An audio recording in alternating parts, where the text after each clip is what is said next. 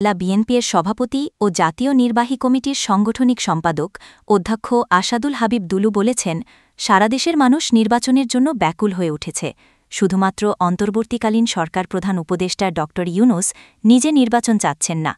তারেক রহমানের ঘোষিত ডিসেম্বরে নির্বাচন ঘোষণা না দিলে অন্তর্বর্তীকালীন সরকার আর ফ্যাসিবাদ শেখ হাসিনার সরকারের মধ্যে পার্থক্য থাকল না। শেখ হাসিনা সরকার যেভাবে পালিয়েছে, ডিসেম্বরে নির্বাচন না দিলে এই সরকারের একই অবস্থা হবে।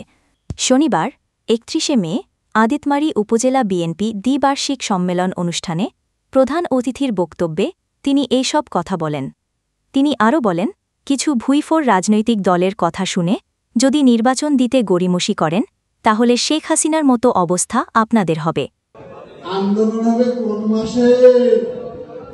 দেখতে দেখতে 15 বছর, সামনে আরো 5 বছর।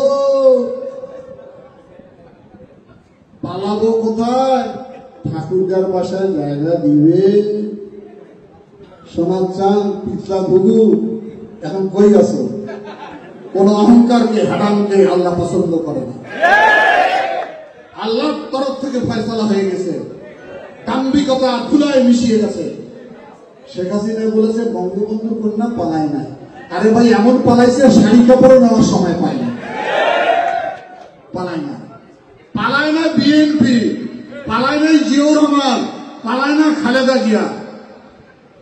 খালেদা জিয়াকে অনেকবার অফার দেওয়া হয়েছিল যে আপনি রাজনীতি ছেড়ে দেন, আপনার চিকিৎসার জন্য আমরা বাইরে পাঠিয়ে দিই। তখন বলে আইনের বেড়া দেন। কিন্তু খালেদা জিয়া বলেছে একটি কথা, আমি বাংলাদেশের মানুষকে ছেড়ে যাব না, আর আমি রাজনীতিও ছেড়ে দিব না, আমৃত্যু পর্যন্ত গণতন্ত্রের জন্য লড়াই করব। সেই জন্য খালেদা জিয়াকে উপাধি দেওয়া গণতন্ত্রের মা, দেশনেত্রী আবার গণতন্ত্রের মা। আর ওনারা হলো গণতন্ত্রের কুকন্যা। 16টি বছর বাংলাদেশকে কি বানিয়েছিল? এই অবস্থা যে আজকে আমরা এখানে এসেছি, নিশ্চয়ই আপনাদের মনে আছে 2016 সালে আমরা একটা সম্মেলন করতে এসেছিলাম আদিতমারীতে। মাঠের অনুমতি পর্যন্ত দেওয়া হয়নি। শেষ পর্যন্ত আমি রাজপথে উপজেলা সম্মেলন করতে বাধ্য হয়েছিলাম। আজকে যে মুক্ত বাংলাদেশ, স্বাধীন বাংলাদেশ, এটি সহজে আসে না।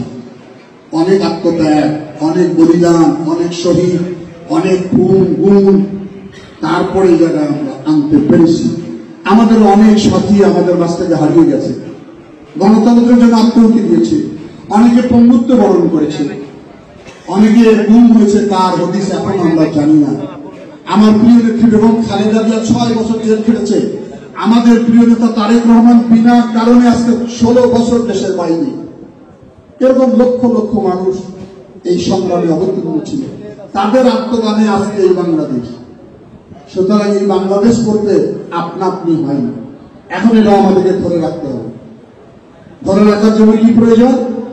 একটি অবাধ, সুষ্ঠু, প্রতিযোগিতামূলক নির্বাচন, যার সংগ্রাম আমরা 16 বছর করলাম। কিন্তু বর্তমান অন্তর্বর্তীকালীন সরকার দেখা যাচ্ছে যে তারা নানান নাটক আমাদের সঙ্গে তৈরি করছে। সরকারের দায়িত্ব ছিল একটি নির্বাচনী পরিবেশ সৃষ্টি করে দেওয়া, সেটা না করে ভিন্ন ভিন্ন খাত তৈরি করা হচ্ছে এবং নতুন নতুন ইস্যু সৃষ্টি করা হচ্ছে। এর ফলে হচ্ছে কি, জনগণের মধ্যে নানান বিভ্রান্তি সৃষ্টি হচ্ছে। এখন অনেকেই সবক দেয়, অনেকে আমাদের উপদেশ দেয়। বিএনপির মতো সংগঠন 16টি বছর একদিন আপোষ করেনি। একটি দলের 4টা না 5টা নেতাকে ধরেছিল পুলিশজীবী, ওখানে মুসলিকা লিখে দিছে, আন্দোলন প্রত্যাহার করা হলো। জানেন না আপনারা? 3 দিনের রিমাইন্ডার নাই। আর আমাদের নেতা কর্মীর বছরের পর বছর রিমান্ডে থাকার পর আন্দোলন কি প্রত্যাহার করেছে বিএনপি? কোনদিন।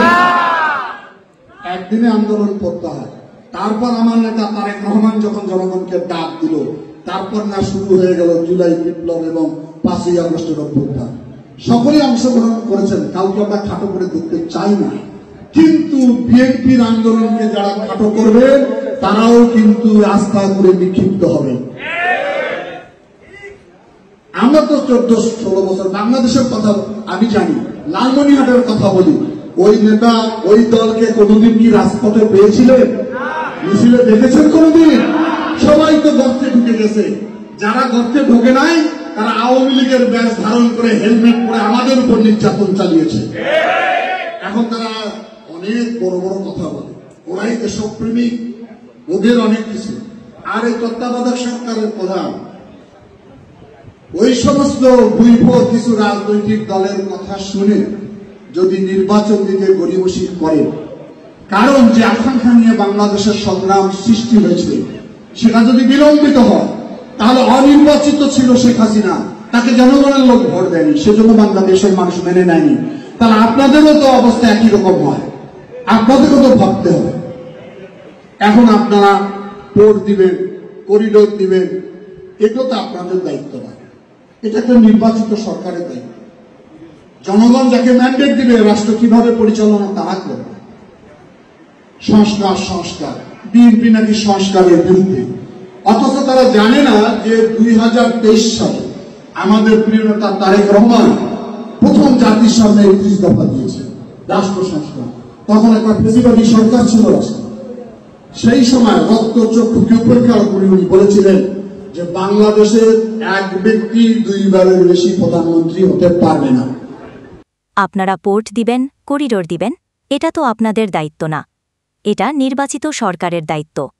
জনগণ যাদের রাষ্ট্র ক্ষমতা চালানোর ম্যান্ডেট দেবে তারা রাষ্ট্র পরিচালনা করবে। এ সময় জেলা বিএনপির সহসভাপতি রোকন উদ্দিন বাবুল, যুগ্ম সাধারণ সম্পাদক মমিনুল হক, সাংগঠনিক সম্পাদক আফজাল হোসেন সহ জেলা ও উপজেলা বিএনপি ও অঙ্গ সংগঠনের নেতাকর্মী উপস্থিত ছিলেন।